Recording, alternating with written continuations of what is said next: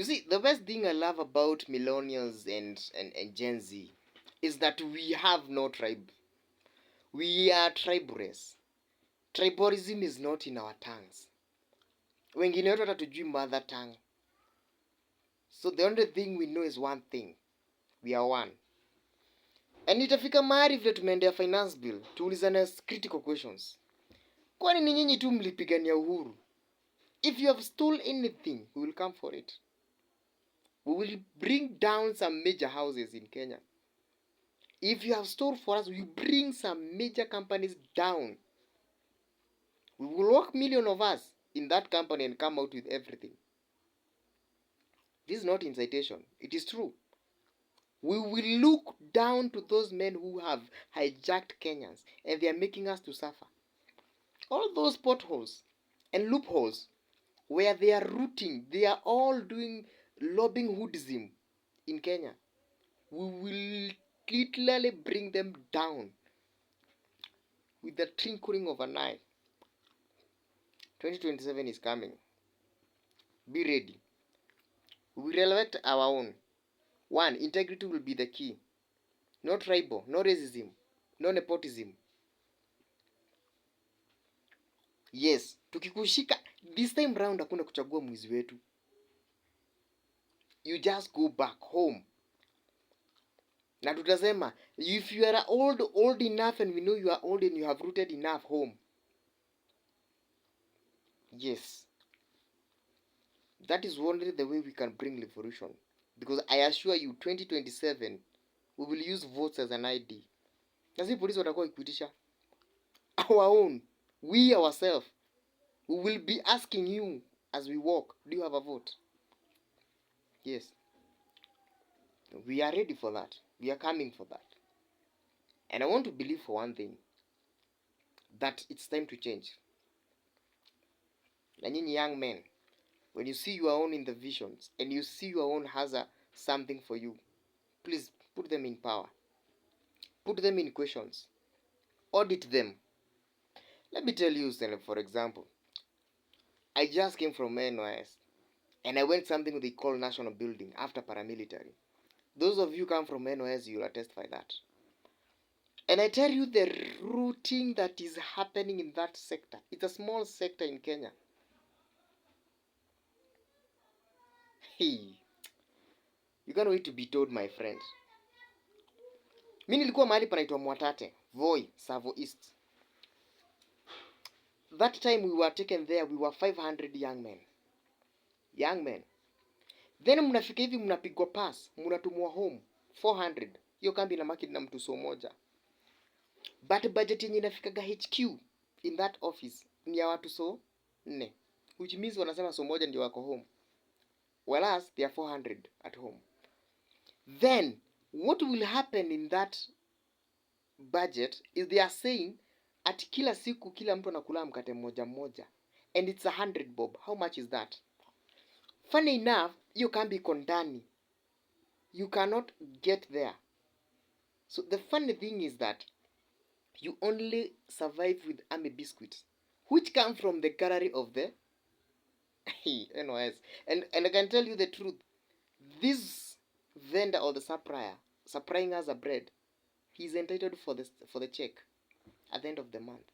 Ama at the end of the tender. Wanawaambia mnakulaga nyama mara 2 sijui ama 3 kwa wiki. But you are taking canned meat from the gallery of NYS. But as far as they are saying, we have a supplier. Wanawaambia mnatumia kuni za 50k per week. But you yourself men, you go for those firewoods in the forest and you bring them. But they have a supplier for that. Let me tell you, leave alone Waiguru. The things that are happening in this nation, we won't be taxed that high. But because you have so many holes compared to the holes that are bringing in, the pipe that is outlet, it cannot be compared with the inlet. Is very big.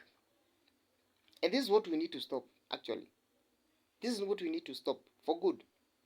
If we have and if we need ourselves to go to be men and to be a nation that the generation will come will not suffer. We need to take care of these ones. Kuja sectors, kuja contracts za barabara.